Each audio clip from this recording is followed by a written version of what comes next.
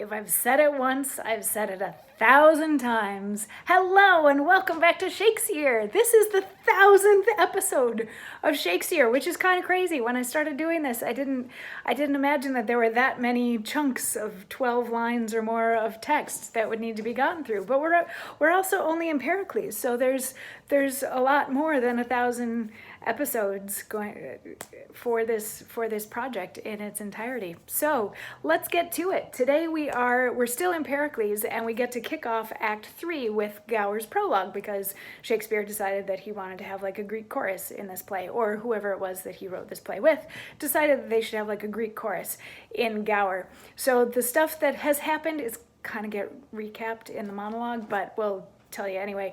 Pericles is now in Pentopolis. He gets to marry King Simonides' daughter Tessa because he won like the knighting tournament, all that sort of thing. Meantime, Antiochus and his daughter were struck by lightning while riding in a chariot and fried to a crisp. So he doesn't really have to worry about going home because the threat of Antiochus coming to destroy him is now past, because it doesn't matter if people know that Antiochus was incestuous.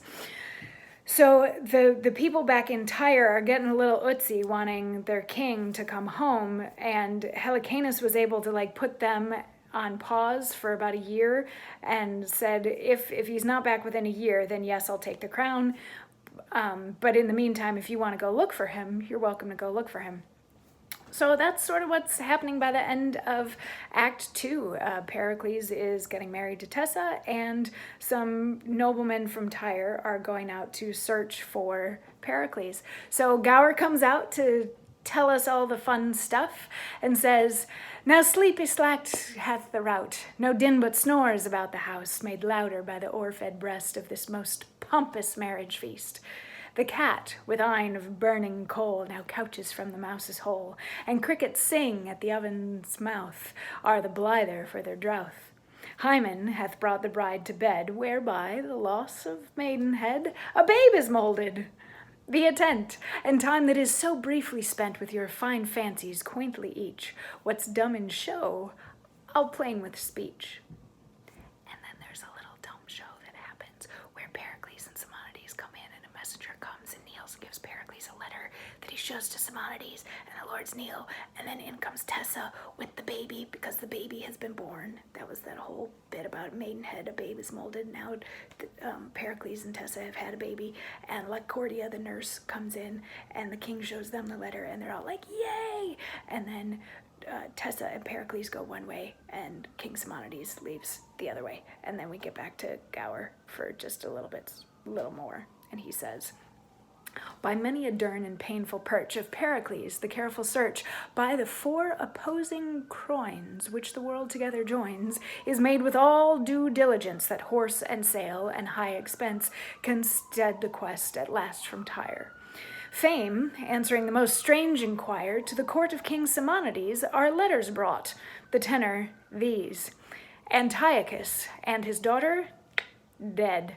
The men of Tyre on the head of Helicanus would set on the crown of Tyre, but he will none. The mutiny he there hastes to oppress says to him, if King Pericles come not home in twice 6 moons, he, obedient to their dooms, will take the crown. The sum of this, brought hither to Pentopolis, and ranish the regions round, and every one with claps can sound, our heir apparent is a king! Who dreamt? Who thought of such a thing? Brief, he must depart to Tyre. His queen with child makes her desire, which who shall gross, along to go. Omit we all their dole and woe. Lycordia, her nurse she takes, and so to sea, their vessel shakes. On Neptune's billow half the flood hath their keel cut, but fortune, moved, varies again. The gristled north disgorges such a tempest forth, that as a duck that for life dives, so up and down the poor ship drives. The lady shrieks, and well anear does fall in travail with her fear. And what ensues in this fell storm shall for itself perform. I no relate action may conveniently the rest convey, which might not what by me is told in your imagination hold. This stage, the ship, upon whose deck the seas tossed Pericles appears to speak. So, lots going on. Let's take a look and see what's happening. It starts out with, like, they get married and everybody's passed out after the marriage feast, and it has a little hint of 'Twas the Night Before Christmas with the little mouse thing. But on their wedding night, Pericles gets Tessa pregnant, they have a baby, and then there's this little dumb show where a couple of letters are brought, and we see that the baby is born, so we get the passage of time thing happening. But then Gower goes ahead to tell us what's in these letters, and what's in these letters is the fact that Antiochus is dead, and that the people of Tyre want Helicanus to become king because Pericles isn't there. So if Pericles doesn't get back to Tyre within a year, Helicanus is going to become king. And since people have been running around trying to find Pericles, and like word of these letters have gotten out, so everybody now knows that Pericles is a king, and all the people in Pentopolis are like, oh my God, the new baby is going to be a king. Like, isn't that so exciting? And all of that sort of stuff. But Pericles decides that he does need to go back to Tyre. And of course, his wife wants to go with him and take the baby with him. And they bring their nurse, Lycordia, with them as well. And they go out to sail on the sea.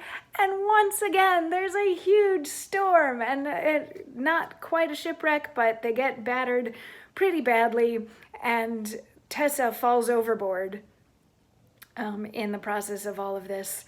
And yeah, now things are sad, and Gower is going to let the sad bit play out on stage. So that's where we're going in Act 3. Yet again, you would think at this point Pericles would learn to not sail places, but he keeps doing it. So anyway, yeah, he's sailing back to Tyre, but his wife got tossed overboard, and he's very sad and a little bit lost, and we get to hear more from him on that tomorrow as we dig into Act 3. And as we continue this crazy experiment called Shakesyear, that now has 1,000 episodes up on the YouTube page. And there's a special bonus video coming, which I'll post as soon as this one is posted, and I'll put it here, and I'll put it on the Instagrams, and I'll put it all over the place. So you are welcome to share it with people, as you are welcome to share any of these videos with anybody who you think might enjoy them.